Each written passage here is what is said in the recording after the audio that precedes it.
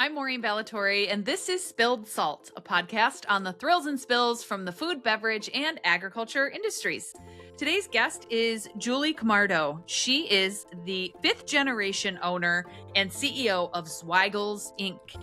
Born and raised in Rochester, New York, she attended Mercy High School, went on to Providence College, and received a BA in psychology. For more than 140 years, Zweigle's has been making great tasting sausages, hot dogs, and specialty meat products based on their exclusive old world family recipes. Today, as a fifth generation family owned business, they carry forward the legacy of quality and excellence that has made them the hometown favorite since the late 1800s. Zweigle's products are backed by their commitment to delivering great tasting, premium quality products. Julie today talks about leadership for the organization, what it looked like to step into the CEO role, and how she's gotten support in the growth of the business over the years. Enjoy the conversation. Hey, Julie, nice to see you. Good to see you too, Maureen. Thank you for having me. Yes, my pleasure. Thanks so much for taking the time. I'm so excited to talk with you. I always love to be able to get a generational business owner on the podcast. I think they're such rich stories, and especially because we like to take it all the way back to the beginning. So tell me about the very early days when you were growing up. Did you always want to be involved in the family business? Oh, okay, so we're not back to 1880, which is good. I wasn't born. No. Okay. So no, I didn't always want to be in the family business. Very early on, I thought I actually wanted to be a nurse. I was a huge fan of Claire Barton, Red Cross, starter, but no, Yes. It was not. that was not my calling in the end. So. And you went to school for psychology, right? I did go for psychology, Providence College. Yes, I'm a friar. So tell me a little bit about the evolution. How did we go from, I don't want to be in the family business, maybe I want to be a nurse, I'm going to school for psychology. When did you decide? Great Tell question. me about that trajectory. Yeah, that was a good question. So it did take me a little bit to get there. In college, I was going to school in the psychology to further a career in that area. And sometimes I'm like, gosh, what if I did do that? What would my life was it with be a like goal? right now? A goal of seeing patients? Was that the angle there? Maybe, or also, maybe working in the mental health industry in some way. Anyways, moving forward, post-college, I guess my first job out of college, or not job, I don't know, it was a volunteer through the Jesuit Volunteer Corps. I was in charge of creating a program for young parents and really involved in that community aspect of it. And then I moved to Maryland for a number of years, and definitely did not work in the nursing industry by any means. I actually worked for a staffing firm for 4 years there. And there's a lot of selling that is involved in when you work in that type of firm. You're selling to people selling people to jobs. It's a constant HR involvement. So psychology was really great for that type of work. Yeah. I should really clarify my first job. That was my first job out of college, but way back when, I spent numerous summers working at Zweigle's. I worked at Zweigle's in high school. I worked at the front desk. I worked in, in finance, and my whole job was data entry. Way back when they had 1 or 2 computers back in the day. Yep. When I was in college, I worked on the shop floor. So I was in packaging. I was actually talking about that today. And I have just little hands, so it's hard. Grabbing those hot dogs can be a challenge. But so I worked in packaging. And then I also one summer I worked in sales at Zweigle. So I was given a little route to visit, and part of my job was to visit a bunch of the Wegmans stores. So that was not at the same time. I did the 2 jobs separately, I should say. So I did have a lot of years where I was working at Zweigle's while also doing and pursuing other things. But in a family business, that's just what you do. So I didn't necessarily I didn't think anything of it. I just remember my mom coming home. Oh, so-and-so is out. They're on vacation or something. Mm-hmm. Whatever. A leave of absence. Hey, can you fill in? Sure. I'll be at the front desk for, whatever. Or Yeah. I'll do that. So that's just what you do. We could not be on the shop floor because we weren't until you're 18, and that's pretty Mm-hmm. strict. So, but anything else, in reality, the first job is like mail and Right. stapling. That's like the first job that you give any kids when they come in, or shredding. My kids were really big at shredding. Fast forward, we're talking. So that was, high school, college, and then post college, did the Maryland thing, worked at that job. And then there was a point where I said, I think I want to come home and see what the family business is like. I decided to put a pause on that whole nursing career. Some of it was, seemed like an amazing, extremely rewarding job. And I didn't actually come out of Providence with a nursing degree. They didn't have nursing then. They have it now. Oh, so funny. So they have it now. I was going to further and go on to look. I was looking into getting that degree, and then I totally changed what I was looking at. So then I did the same thing, Yeah. actually. I went to Nazareth College, now Nazareth University in Yeah. Rochester, and I thought I wanted to be an art teacher. And so Okay. I went to that school because they had a very robust art education program. But then I decided I didn't want to do that. And so I changed my major to graphic design and illustration because I love the advertising and, art with a purpose, a business purpose kind of angle. Yeah. But if I wasn't at a school that had both curriculums, who knows what I would be doing now? To your point of, if you had pursued nursing, who knows where you would be now? Right. Yes. I have no idea. Yes. I don't know. Anyways, so I did end up back in Rochester.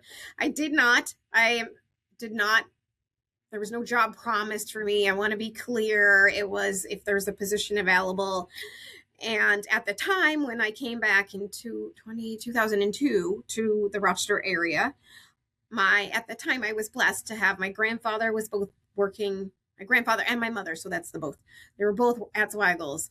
And so there was an opportunity for me to come in, and actually it made sense on the HR side of things, because working in that staffing industry, Perfect. you pretty much do it all on some level. So there were parts of the job that my mom was doing that she should not have been doing as a president of the company, but you're small. We all wear many hats. You're also familiar with that too. Yes, absolutely. And so I was able to take some of that away from her, make some changes internally. And I took myself on a little Zweigle tour while I was here. So I spent some time in HR. I spent some time back out in sales. And I honestly, this many years later, I'd have to really track like the specifics of what I did when, but I spent some time back on the shop floor and the kitchen side of things. I hadn't done that when I was in college. So I spent some time on the kitchen floor. I spent time in the lab. So learning about the lab, learning about what tests we perform. I'm doing the tests myself. So I did that as well. We did. And I tried to do a number of the jobs at Zweigle's in the kitchen. When I say kitchen, where we manufacture the hot dog. Right. Okay. So yep. For people that may not know, they're like, I have a kitchen at home. Yes. Very, very different. But different. Yes. Yeah. Just to give a perspective. Right. And then I ended up back at Zweigle's just over the years doing numerous various different positions. I definitely, sales is probably where I migrated back to. I would say I enjoyed being out with the customers, being out in the community, being responsible for, setting up new routes, understanding the difference between what it is to sell to retail and how you sell to food service. Yes. More branded items. I would say, I want to clarify, a lot of what I'm talking about might be Zweigle brand related, but there's more to just, the meat industry in particular is different managing than some of the other types of industries. it is very much a face-to-face still in many ways type of position. You still talk to, I still go and talk to meat managers. You say, oh, so some of that is still that way, how we get our orders. Interesting. Yeah. So let me clarify that, because we've talked about that before, a little bit with other guests in terms of how do you get something into a retail store. And it used to be, years ago, that you would drive from one store to another and you would talk to the store buyer who was there on the floor at the store, in some cases, depending on the department, right? Yeah. Whereas now it's typically more centralized, where there is a category buyer for all of the meat for all of the retail store. But are you saying that it's different in the meat department, that it's still more store by store? No, I should clarify. That's once you get the product into the stores. It's store by store for us if we deliver direct store door, and we're order taking, inventory, and doing our own little inventory analysis at different stores. On the smaller stores, the independents, the tops of the Wegmans of the world, we, so just like a Tops, just like Walmart's, it is through the category manager. It's through a merchant. They all have different names for their categories. But for Wegmans, it goes right through their warehouse. So that's how the store itself gets replenished. But that doesn't mean that I'm not in the stores at Wegmans checking on my product, making sure it all looks good, going to the back, making sure they have inventory if they have to have inventory. So I still do those things, because it's just as important to be here at Zweigle's checking on things as it is to be out in the community. So we were talking about sales. So I really loved that part of sales. I loved being out in the community, seeing people making new friendships, or, along the way, for a while, there were some people I would, every week you'd visit, you'd chat about their family and their friends. And sometimes it was a lot of driving, and then sometimes it is the phone call. So it varies. Sure. Yep. Yeah. Yeah. But I think that it's important for startups to understand that Zweigle's is a 130-year-old business, and you're still going store to store to make sure that the brand is represented in the way that reflects what is important to you. So we're 140. Okay. 140. Thank you. 40. And so I don't go everywhere all over the place, but if I do travel somewhere and there's a Wegmans, my kids or my husband are probably like, ugh, whatever. But I'm like, let's go to Wegmans. I want to see check the store. Yeah. So they're used to it now. It would be no difference if I was a kid, or my parents, might do this, something similar. But we are, wherever a Wegmans is, we are mostly there, definitely in the hot dog grilling season, just maybe not visually, depending on the shelf, certain places, but we are there. We're so grateful for that relationship. But yes, I will go if I'm out of town and search out a Wegmans stores, and I will absolutely look at Zweigle's and see where you are. I'll take pictures. So yes, I'm right there. I do it. Yeah. Yes, that's such a great message. And that was you touched on one of the things I was going to ask you about too. So Zweigle's is in retail, food service, and also doing private label, which you were just referencing just now as well. I wonder if you can talk a little bit about your traction and your excitement in those various verticals. Yeah, so I'll separate it into, we'll just start with branded versus private label co-pack. Yep. So for us, branded goes into retail and food service for us. And for our, when I say retail, most people, it is Wegmans, it's Tops, it's your independents. Food service is your Hots places, your Tom Walls, your Bill Gray's, pretty much anywhere that we like to think that you can buy a Zweigle hot dog. That's some sort of food service, and that is through distributors. Yep. That product is sold. So we, our branded product is very important to us, and it's a very seasonal item. So we aren't as busy November, December, January, February. Yep. And if March is not an ideal weather month, as this has pretty much been winter number 3 here in Rochester. I know. It doesn't help with the true not growing season. Probably not fun to grow either. Doesn't really help with the grilling season. So how we look at co-pack private label, and they are two different things. So we do both of those, but is to help us offset the busy season or our non-busy season, so we can continue to keep people hired and to keep us moving along steadily. So that way, instead of these crazy erratic spikes that we have, and we do have them in the summer, we still have business that we're manufacturing throughout the year that is slightly more steady. So it is definitely helpful. The margins are much thinner on a co-pack or private label item because you're selling it to someone else, and we're now not adding in, we'll call it SG&A on top of that. We are pricing that marginally thin. And I'm sure that in the meat industry, we have low margins to begin with. You're working on low margins, right? Agriculture is it's not the service industry. It's not those other industries. We're small margins. And the meat industry, for people who don't know, we work on pennies. Yeah. I'm not saying that for the sake of whatever. I know the penny seems to no longer exist, but it does exist. It exists in the meat industry. Yeah. I can assure you. And I'm not the only one that would share that with you. Pennies. Yeah, it matters. Yeah. So how do you do that? I mean, you've been in the business for 23 years, right? And since 20, altogether. Now you're CEO. So how do you navigate exactly what you just explained, right? You're running a business with incredibly thin margins that's highly seasonal. I mean, the challenges, the headwinds of those things are monumental. What are your, what's the word? Upwinds? What's the way that you navigate those things in a positive way to keep everybody coming to the plant every day, and not only just showing up, but like showing up with joy, right? About the excitement to continue to build that business. Yeah, that is a really great question.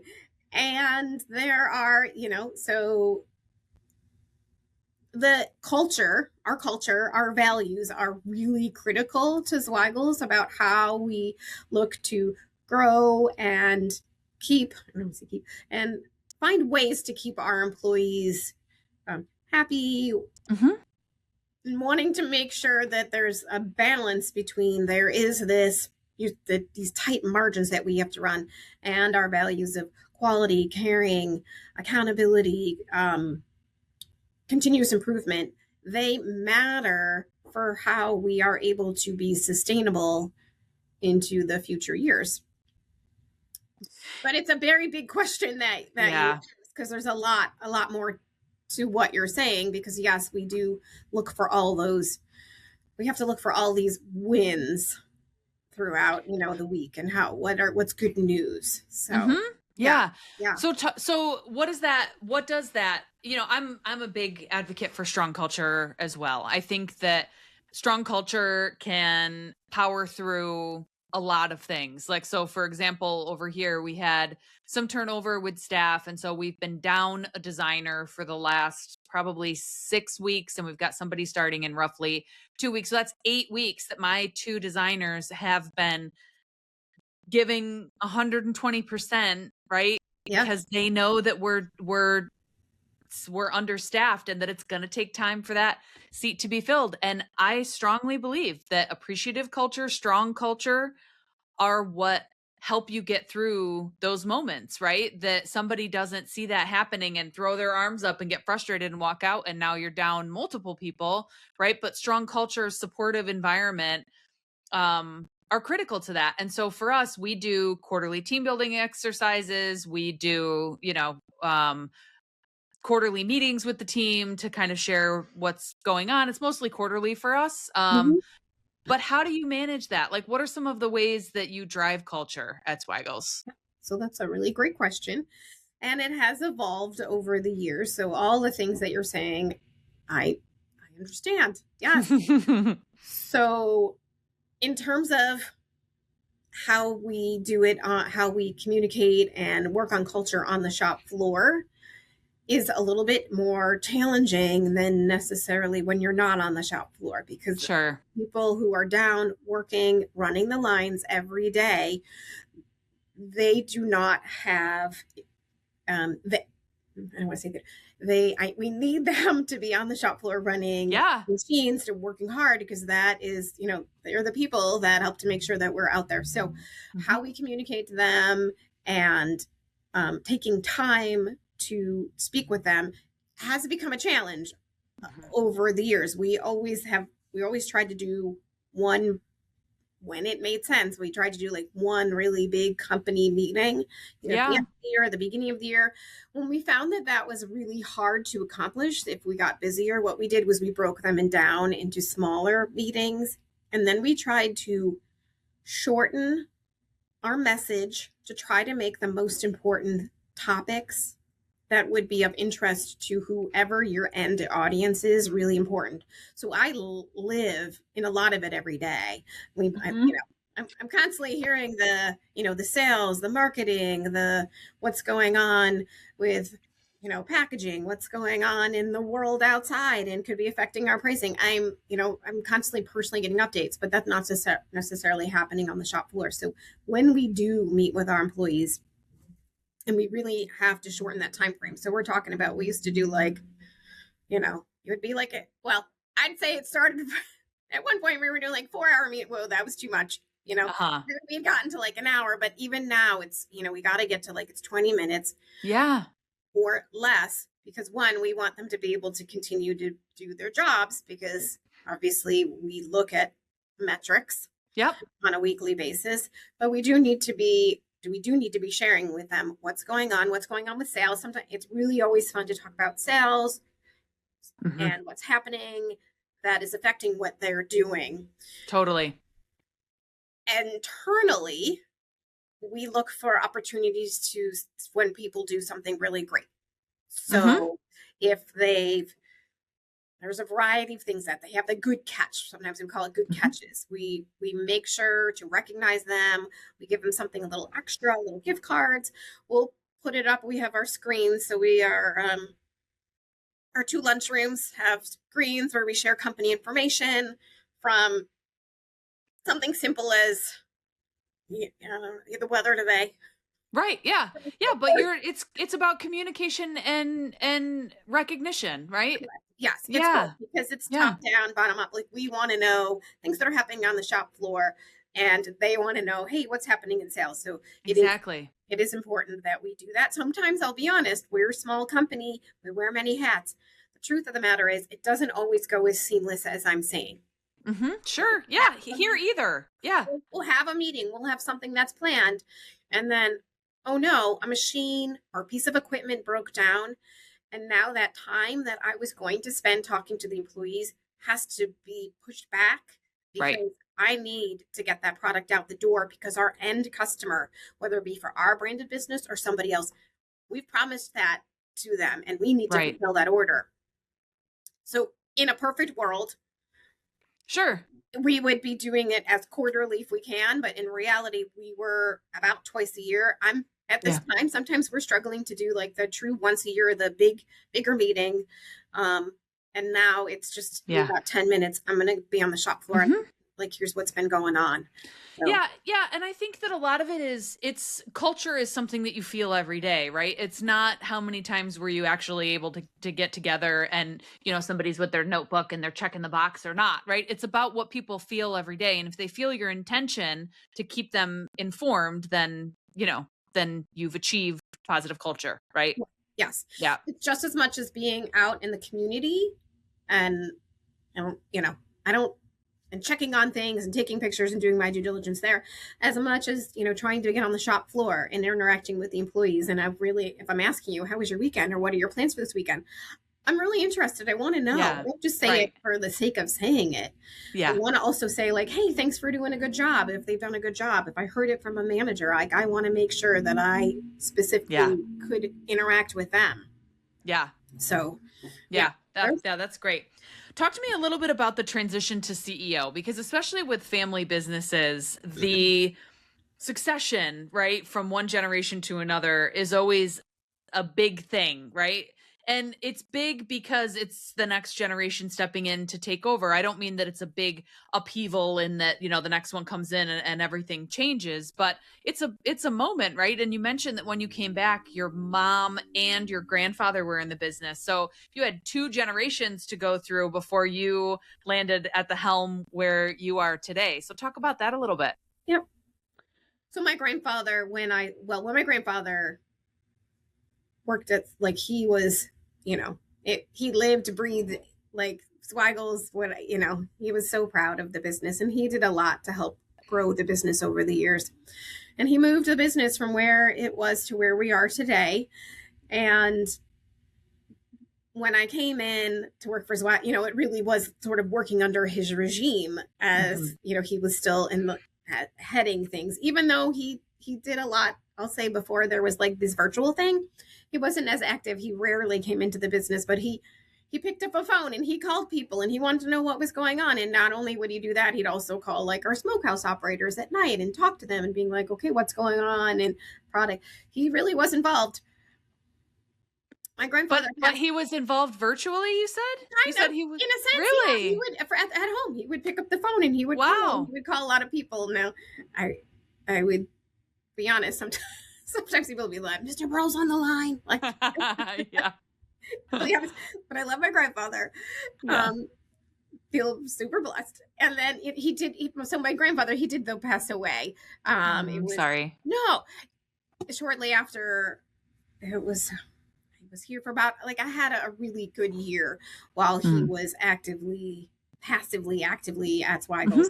In reality, that time that I was there, my mother was starting to take over the president job at Zweigle's, and really it was her, you know, more of her legacy that I was a part of when I was working at Zweigle's. She you know, she worked as a child at Zweigle's very differently than I did. And it was, you know, there were times when we would have conversations about all kinds of things, sales, people. We didn't always see eye to eye. Sure. Definitely different for me interacting with my mom in that aspect versus she's just my mom. So yeah. I mean, the conversations ran the gamut. I did learn a lot from her and my grandfather. They both have a very, I'll call it a servant leadership role that they led with. And the employees who worked for us are always been very important to our family and community, but you still had to run a business. Right. So in some ways, when I was taking more of an active role, I'll be honest, there was a time between, so my grandfather, it was shortly after I came, my grandfather, you know, had passed away. And then it was in 2009 that my mom had passed away unexpectedly. So I was sort of at a crossroads of, there was a lot, both business wise and personal, that one goes through when you lose a parent cannot imagine. At a young age. I like to think I was young, you know, I was still in my 30s, but yeah. So it was a lot. I did not feel like I was alone in this next stage of my life. I had a very supportive board of directors, and then I had a very strong COO who worked with me and had been working with me for a number of years with my mom, and it was very strong support. Yeah. But I realized, like, I don't know enough to quite be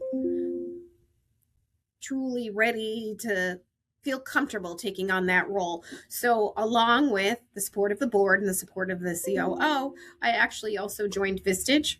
So it was like, I saw you've been a member of Vistage for 13 years. Yes, I'm not with Vistage right now, but yes, I was a member of Vistage for, I think it was more than 13. I think it might have been like 15 years. Wow. And my coach, Linda, she was wonderfully supportive and helpful to me and learning, and my team at Zweigle's. We did offsite things we had never done before. We did true offsite board board, 2 offsite team meetings. Yep. We got, we had time together outside the office, things that are important. They're just challenging to do when you're in a manufacturing environment. They really, and in a small manufacturing environment, How many people do you have? So right now we're 50, 52, 53. Okay. So, and that does not include all the temporary associates that we have that work for us as well. But that's where and everybody in that's our full-time number. Yep. So I don't know what we were talking about. Mom. So your mom passed in 2009, and you said that the support of the board of directors, your Vistage group, and your COO are what really helped you get through. Right. And helped me to take on that president role. And then when, and I can't remember the exact year, but then time frame when I elevated to the COO role and the CEO level, and the COO then elevated to the president level. He was extremely supportive and got it. Really helped his strength. It was it wasn't only operations, but it definitely was on the operations side of things. So Kevin, he was his name, and he retired at the end of the year. So we had 20 years together. Wow. It was fun times that we had together, learning and growing. Yeah.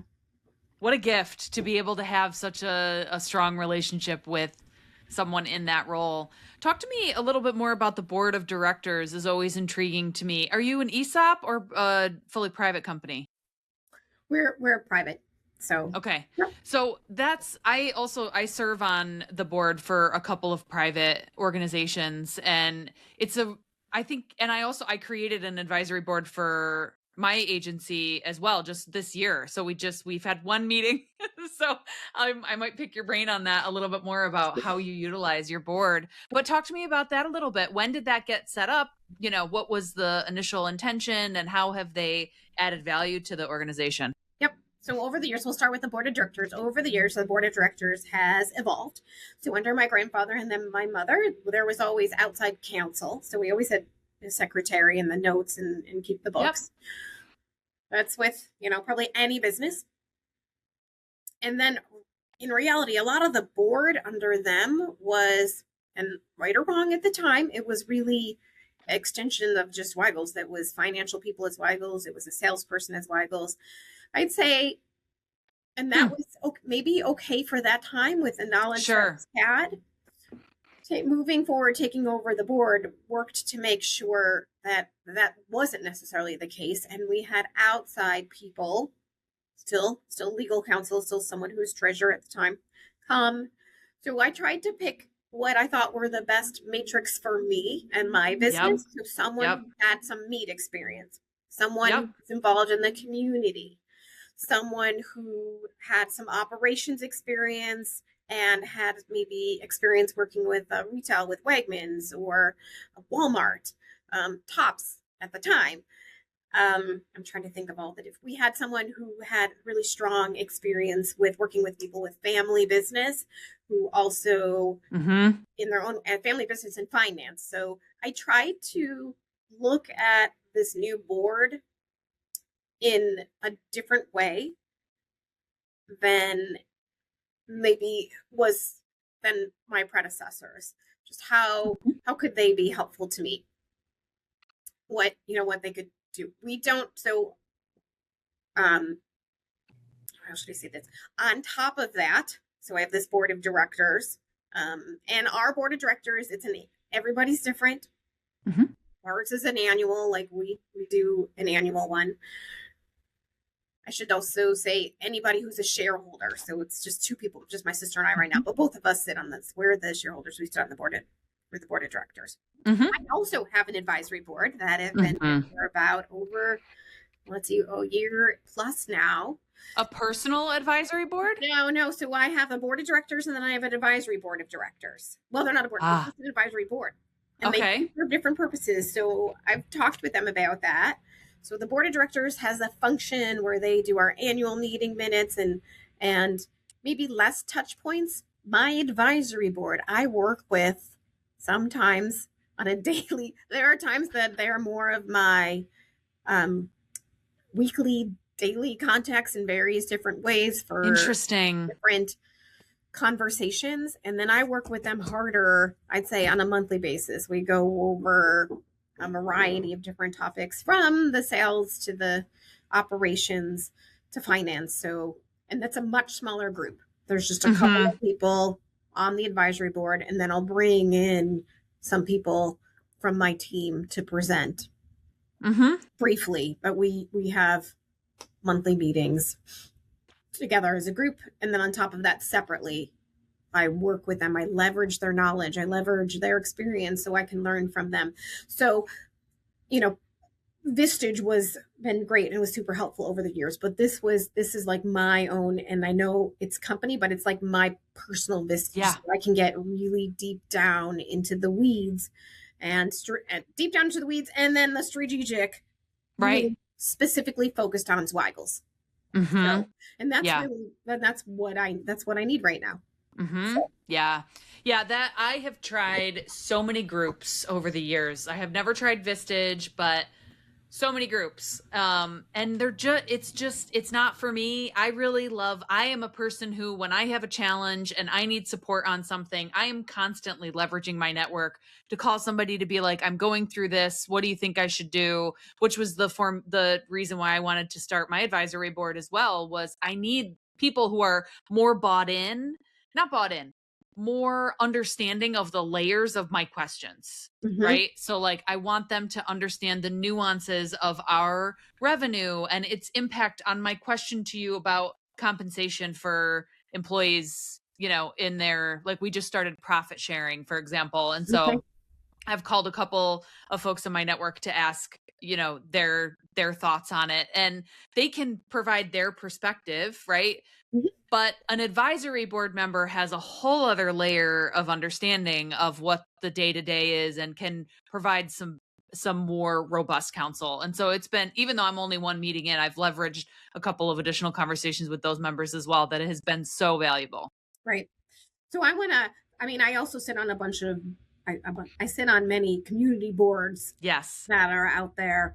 My board of directors, traditionally I don't pay my board of directors. My advisory board, and for being like, they do get a compensation for their work, but I leverage them really hard.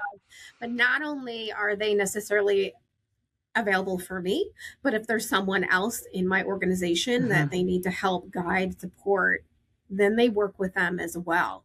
It's not solely just for me. It all comes back to me and we talk, but there is that aspect of it. I have found an advisory board to be very helpful. So some people, it's just their board and advisory board is one and the same. Yep. I've decided for now to keep them separate. And that's also how they want it. They want to keep the separation of church and state in a sense. Yeah. Makes perfect sense. I also compensate my advisory board. And so, I love it. Okay, I'm going to switch gears on you a little bit here to talk a little bit about some of the big picture changes of what's happening in the industry at large.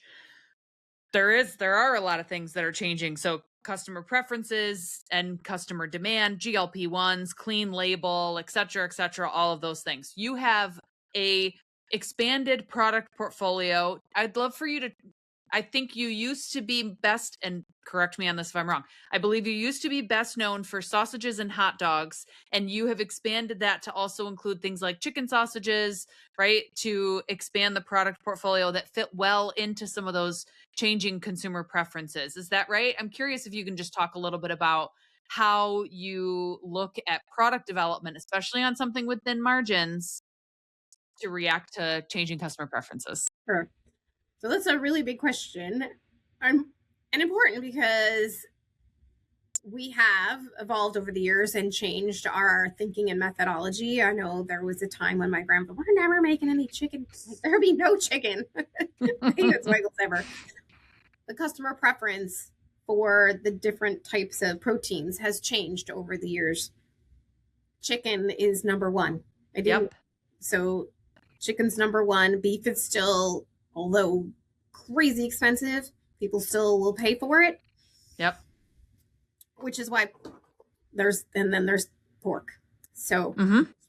follows the suit. But you've asked about how we go about with R&D, how we manage new ideas, new thought process, how we keep up with things. So two things. One, we don't manufacture chicken sausage under our brand anymore. Okay. So we, again, with the blessed relationship that we have, that we work really hard for with Wegmans, we do manufacture their chicken sausage, and there's a lot of collaboration that is between us, but it is very hard in our market for us when we manufacture. We can't manufacture these small little small batches. Yeah. Right.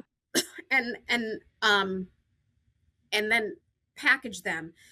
Ours has to be like, and it may sound small, like 1,000-pound batches, but we need to be able to manufacture that and then sell that in the time frame of our shelf life in order to, fulfill customer orders. Reality was we were not selling as much on the chicken sausage side under our brand as we were making. So we had to make some tough decisions, and maybe it wasn't the most difficult decision, but that's, we were still able to keep that going with Wegmans. One of the products that we had make under our brand, we introduced to them and we manufacture for them. So if we don't necessarily have the product locally at Wegmans, it is a little bit more of a challenge for us to maintain the product with the type of constraints that we have. Our machines are larger. We have very large binding machines. We have, these big stuffing machines. And so we, just like any business, and you're especially in manufacturing and operations, you have to, your cost of goods. You got to figure out how that product. It's a volume play for sure. 100%. Yeah. So again, you're right. When we work on pennies. So anyways, when we're looking at R&D now, it's all of the things that you are mentioning. It's consumer preference. It's what's their choice. And then how are we going to be able to do that under our brand? And can we leverage the partners we're currently selling to in retail? Do we do it retail or do we do food service? Like which comes first? And then our price point. So is it a price point that we can get to the end consumer that they're going to accept? So there's a lot to it. We haven't done so because we've picked up on some of our co-packing business and some of that private label business. I'm not saying we don't have R&D, because we talk about R&D and new products, but a lot of it is usually with working with other partners, working with other potential customers. And we learn a lot that way. And we provide our knowledge and our experience to help them make a better product. It is very challenging, especially on the marketing side, and the expense that it takes to put a product on that is our brand, like your own brand, into the marketplace and to have it be successful. So you need to spend, even if it's geofencing and targeted marketing, it still has a cost to it. Right. So on top of that, you need to have a price point for a period of time that's going to get the consumer to want to purchase it. And so then you're decreasing your margin at that point. It's under our brand. Then we include things like SG&A in the product. And then we also look at shelf life. So when you talk about all natural or healthy or clean label. Clean label. Thank you. Absolutely. That can play into how long of a shelf life you get on your product before adding something like high pressure pasteurization or pasteurization, which we don't have the capacity for either one here. And so then if we're sending it out for somewhere else to do that, then you're adding more cost on top of that.